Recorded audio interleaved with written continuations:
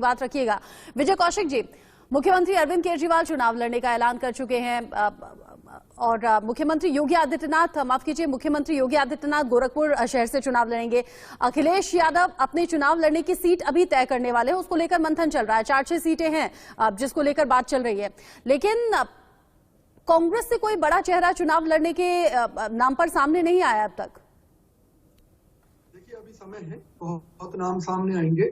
मैं आपको ये बता दूं कि उत्तर प्रदेश के अंदर भाजपा हो, चाहे समाजवादी पार्टी हो, चाहे राष्ट्रीय हो, असलियत को वहां की जनता जानती है। कांग्रेस ने इतने समय जो उत्तर प्रदेश पर और देश में शासन किया, वो विकास के मुद्दे पर किया, सर्वधर्म सद्भाव को लेकर किया। उत्तर प्रदेश में बहन प्रियंका गांधी जी के चुनावी कमान जो संभाल रहे हैं, वो हरियाणा के दीपेंद्र सिंह हुड्डा संभाल रहे हैं, जो कि राज्यसभा सांसद हैं। वो प्रमुख रणनीतिकार के तौर पर उभरे हैं और उनकी रणनीति से इन सभी पार्टियों की बोलती बंद होती जा रही है धीरे धीरे। आज समाजवादी पार्टी की ऐसी हालत हो गई है कि सीधे सीधे रिश्वत ऑफर कर रही है मतदाताओं को कि भी अपना नाम हमारे यहाँ लिखवाइए, चुनाव के बाद में 300 यूनिट बिजली आपकी फ्री कर देंगे। भाई, ये तो सीधे सीधे रिश्वत का मामला, चुनाव आयोग को कार्रवाई करनी चाहिए। तो जो दीपेंद्र सिंह हुड्डा जी ने जो अपनी एक रणनीति तैयार की है, उस नीति के तहत बहन प्रियंका गांधी जी ने महिलाओं को, आपने देखा है कि सर्वाधिक टिकटें देने की घोषणा की है। महिलाएं लड़की हूं, लड़ सकती हूं का नारा दिया है। प्रियंका गांधी चुनाव लड़ेंगी क्या?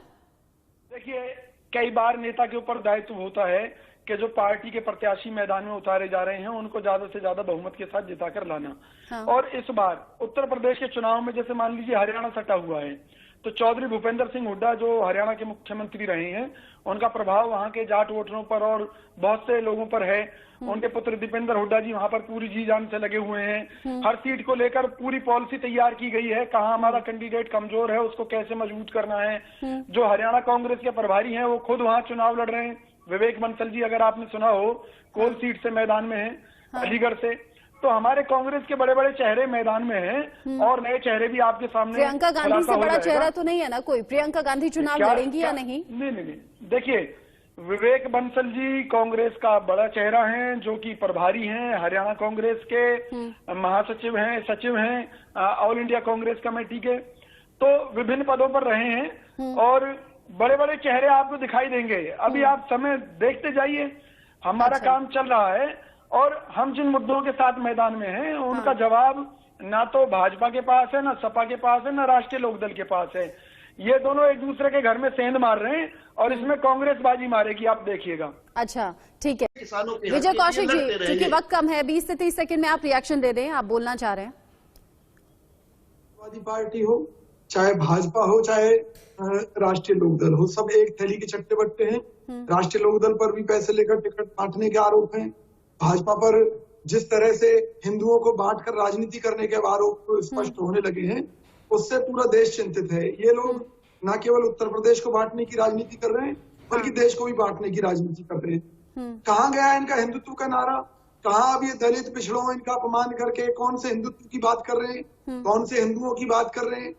आज मुद्दा होना चाहिए था बेरोजगारी, लेकिन उस मुद्दे से भाजपा भाग रही है।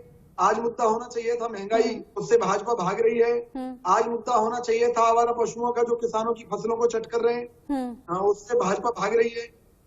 में ऐसे बहुत से मुद्दे हैं, चाहे कानून व्यवस्था का मुद्दा हो, गरीब के चूल्हे को जलाना। आप कह रहे हैं कि जो कांग्रेस के अलावा बाकी राजनीतिक पार्टियां हैं, वो अपना धर्म नहीं निभा रहे हैं, लेकिन कांग्रेस इस उम्मीद में है कि लोगों का साथ मिलेगा और आप जिस तरीके से महिलाओं को आगे बढ़ा रहे हैं, आधी आबादी का साथ कम से कम मिल जाएगा और उसके बाद आप रियल में जो मुद्दे हैं उन पर काम करेंगे, उन प्रॉब्लम्स को दूर करने का काम करेंगे। बहुत शुक्रिया हमारे